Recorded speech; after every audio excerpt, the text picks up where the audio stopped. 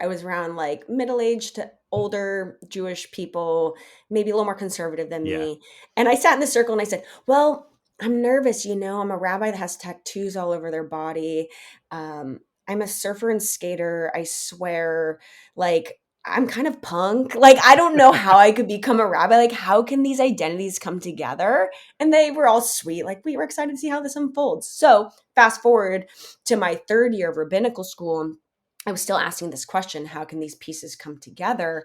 And over the years, I was studying all kinds of texts and ideas around Judaism, and water was appearing more and more in that. And it came together my third year and thinking, I'm going to write about something I love and I know, which is like the ocean and surfing and water and Judaism. And so that started to crystallize.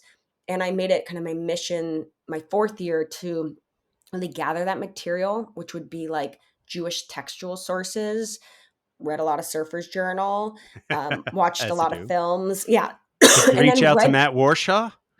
I didn't do a lot. Reach out to Read. Matt Warshaw? I didn't do a lot of, Ah. no. And I did not do like, I didn't reach out to a ton of people, but I read some like scholarly articles on the origins of surfing, Yes. Polynesian roots, and like really tried to do a service to that. And I did like a short mini history of surf culture, and I put Nice. that in there. Um, and leading up that summer before writing, I made it my commitment to every single day get to the water. And Santa Mm. Cruz in the summer, it could be flat and windy or great, but mainly flat and windy. Uh, and we have the San Lorenzo River. So I would either hike up to the river and swim or surf every day. And I would Wow. write reflections about the water. I was so immersed in the subject. And my typical week was like surfing between 2 and 5 days a week, super dependent on my schedule. That's like kind of the flow normally.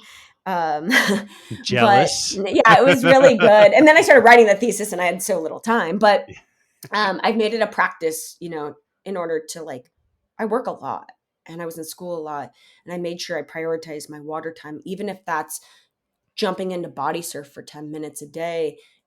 That kept me going through school and through writing this.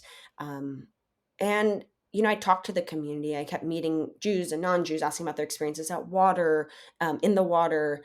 I was really trying to just talk to people and learn Yeah. and engage. And I felt like this thesis, to be honest, is just like the start. I would love to write a book. I would love to dig in deeper.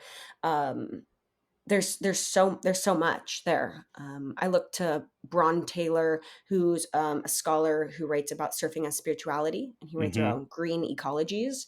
So I pulled from like scholarly stuff to non-scholarly stuff because I want it to be both and. Oh, Yeah.